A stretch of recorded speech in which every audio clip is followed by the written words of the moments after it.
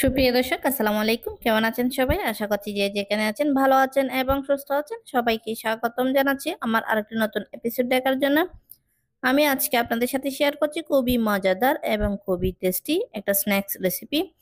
এই স্ন্যাক্সটা খেতে কিন্তু অনেক টেস্টি, তৈরি করা কিন্তু একদমই সহজ। তাহলে চলুন আর কথা না বাড়িয়ে মূল রেসিপিতে যাওয়া যাক। প্রথমে আমি ডোটা তৈরি করে নিচ্ছি। তার জন্য আমি এখানে একটা মিক্সিং বোল নিয়ে নিয়েছি। সেখানে আমি অল্প করে পানি নিয়ে 1 টিস্পুনের মতো ইস্ট দিয়ে দিয়েছি। ওটা একসঙ্গে ভালো করে মিক্স করে নিয়েছি। এখন আমি এখানে আগে থেকে আলু সিদ্ধ করে গ্রেট করে রেখেছিলাম, সেগুলোও দিয়ে দিচ্ছি। আশা করছি আজকের রেসিপিটা আপনাদের কাছে ভালো লাগবে। ভালো লাগলে প্লিজ প্লিজ আমার চ্যানেলটা সাবস্ক্রাইব করে পাশে থাকার বেল আইকনটি প্রেস করে রাখবেন, আমাকে সাপোর্ট করবেন।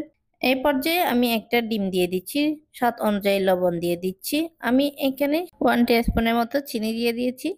এখন সবগুলো একসঙ্গে ভালো করে মিক্স করে নিয়েছি। আমি এখানে 2 কাপ ময়দা দিয়ে দিয়েছি। আপনারা চাইলে ময়দার পরিবর্তে আটাও ব্যবহার করতে পারেন।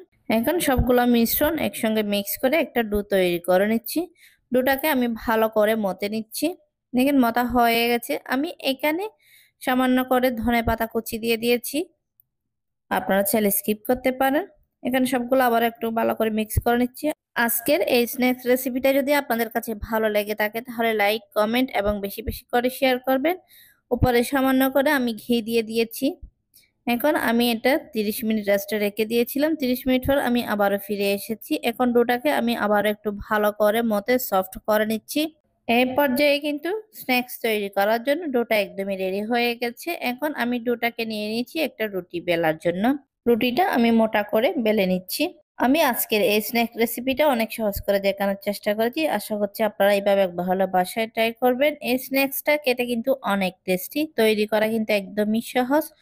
খুবই অল্প সময়ে কিন্তু তৈরি করে নেওয়া যায়। বিকালে চায়ের সাথে কিন্তু সার্ভ করতে পারেন। দেখেন সবগুলো স্ন্যাক্স রেডি হয়ে গেছে। এখন কিন্তু ভাজার পালা। ভাজার জন্য আমি আগে থেকে অয়েলটা ভালো করে গরম করে নিয়েছি। এখন কিন্তু চুলার ফ্লেমটা মিডিয়ামে করে ভেজে নিচ্ছি। এই স্ন্যাক্সটা ভাজার সময় কিন্তু চুলার ফ্লেমটা মিডিয়ামে করে ভেজে নিতে হবে। দেখেন দেওয়ার সঙ্গে সঙ্গে কিন্তু ফুলে উঠেছে। আমি 1 পিঠ ভেজে নিয়েছি, অপর পিঠ উল্টিয়ে দিচ্ছি। দেখেন দেখতে কত লোভনীয় হয়েছে। এই স্ন্যাক্সটা খেতেও কিন্তু অনেক টেস্টি, নরম তোলতোলে একদম সফট, খেতে কিন্তু অনেক ইয়ামি হয়েছিল এই স্ন্যাক্সটা। দেখেন এভাবে কিন্তু সবগুলো স্ন্যাক্স আমি ভেজে নিয়েছি। এখন উঠিয়ে আপনাদেরকে সার্ভ করে দেখাচ্ছি। আশা করছি আপনারা এভাবে একবার হলে বাসায় ট্রাই করবেন। এই ধরনের স্ন্যাক্স গুলা কিন্তু বাচ্চারা অনেক লাইক করে। এই স্ন্যাক্সটা কিন্তু বিকালে চায়ের সাথে সার্ভ করতে পারেন। বিকালে চা রেডি হওয়ার আগে আগে কিন্তু এই স্ন্যাক্সটা রেডি হয়ে যাবে। এমন সহজ একটা স্ন্যাক্স রেসিপি আজকে আপনাদের সাথে শেয়ার করছি। আশা করছি আপনাদের কাছে ভালো লাগবে। ভালো লাগলে প্লিজ প্লিজ আমার চ্যানেলটা সাবস্ক্রাইব করে পাশে থাকার বেল আইকনটি প্রেস করে রাখবেন, আমাকে সাপোর্ট করবেন। আর আজকের স্ন্যাক্স রেসিপিটা আপনাদের কাছে কেমন লেগেছে অবশ্যই কমেন্ট করে জানাবেন।